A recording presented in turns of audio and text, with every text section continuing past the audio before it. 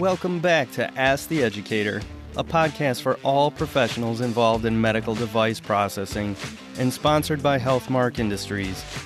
The education team here at Healthmark has 280 years of combined experience in areas ranging from sterile processing, endoscopy, OR, biomed, to hospital and industry leadership.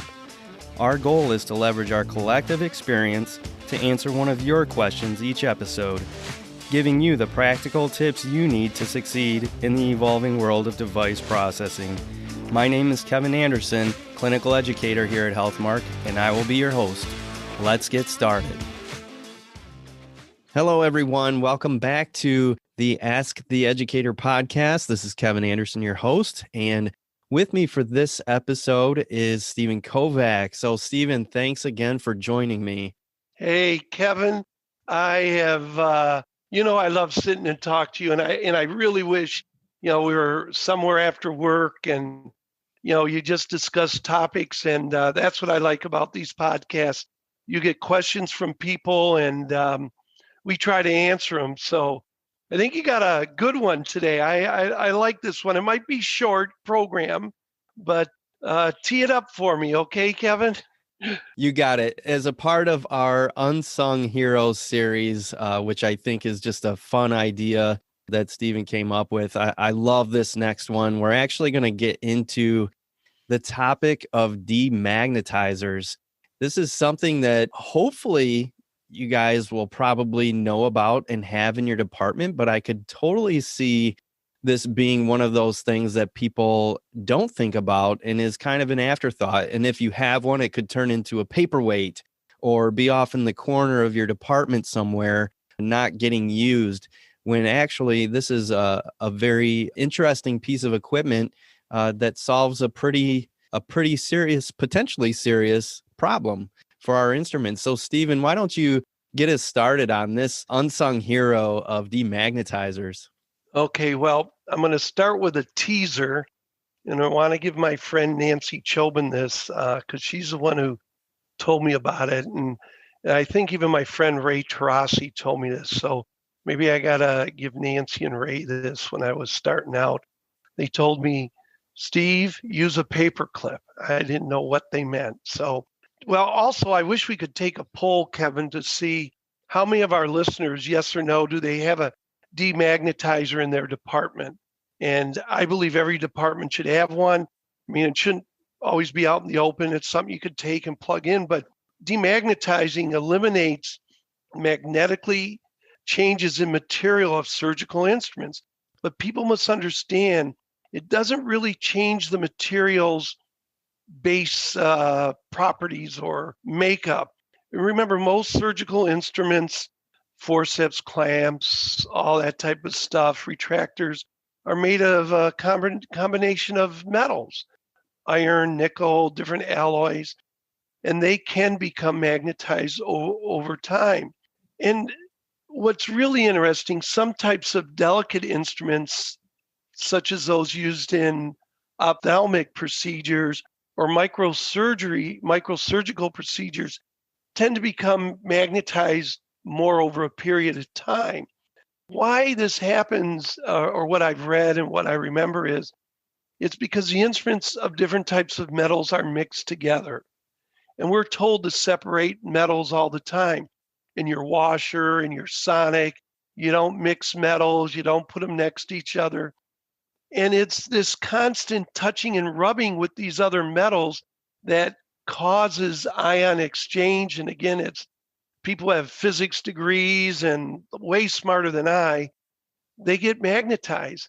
And there's also, I had a tech tell me once, he said, Steve, the reason they're magnetized is they got those magnetic mats there and they're laying on there for hours and hours and they become magnetized. Okay, that could be also. I've never really taken one and sat a micro instrument on it for a couple hours and then see if it was magnetized. But, there's a common sense approach, Kevin, to take to prevent instruments from becoming magnetized. You want to segregate them and the various types of metals, or wrap them differently, or place them in containers with inserts and so on. Kevin, you ran a department. I'm going to put you on the spot here. Did you have a demagnetizer in your department? I don't know the answer. I want people to know this. Did you have one? Yes, we actually did Oh. have a demagnetizer. It is something that I was interested in when I saw it in a certain company's catalog, and I'll tell you why. And this is part of the reason why I'm so happy you brought this idea up in the first place. Going back to my OR days, I'm learning how to scrub for all the various services in my particular location.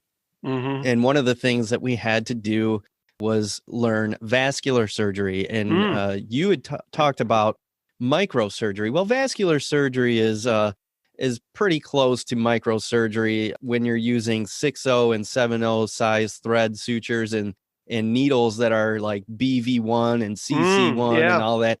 Those needles are so tiny. And guess what happens to those instruments, those needle holders, with when you're trying to handle those tiny needles and threads? Those are the ones that seem to get the most magnetized and cause you the most trouble.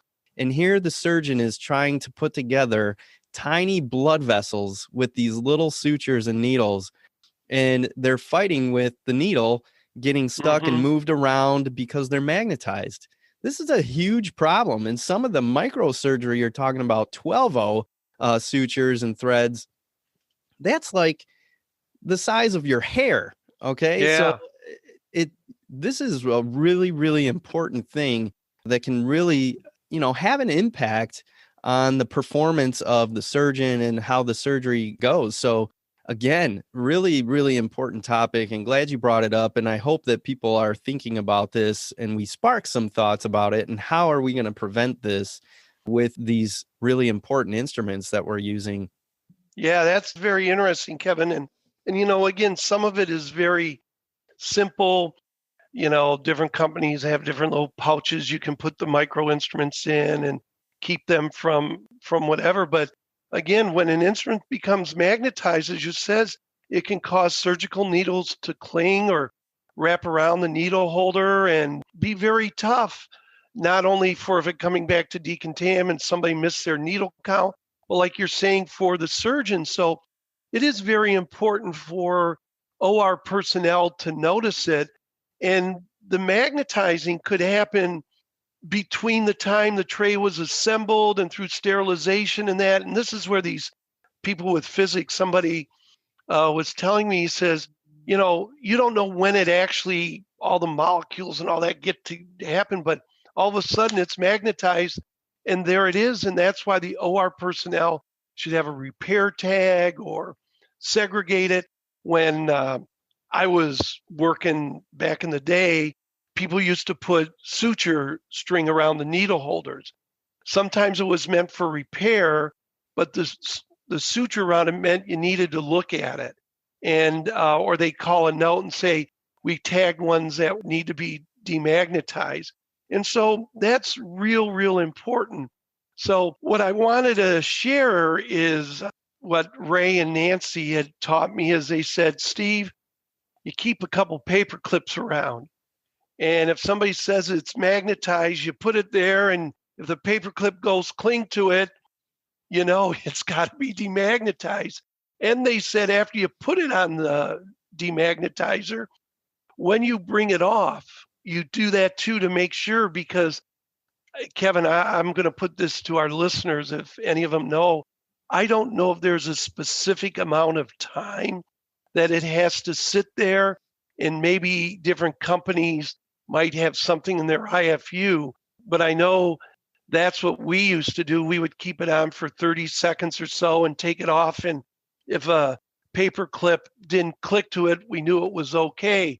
So I don't know, did you have a method for when you found out it wasn't magnetized anymore, Kevin, or was it sort of trial and error?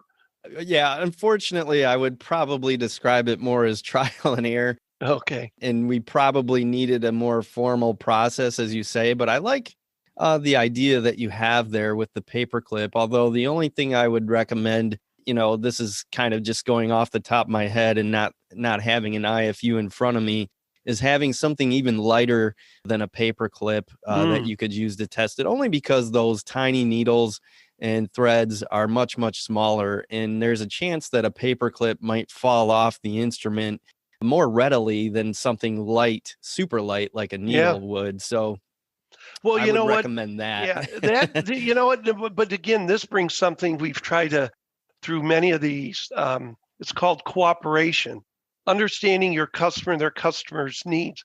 Kevin, I would have never thought and put that together, but because of your experience in the OR, that really makes sense. Something very smaller than a paper clip, because that's what you want to make sure isn't happening, because that's how those types of instruments are used. So I want to close, like I said, this might just be something quick, but I want to close with you with a picture I have that I don't show much, Kevin.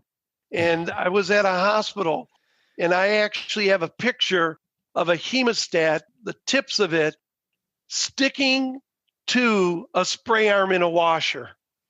That's how bad it was.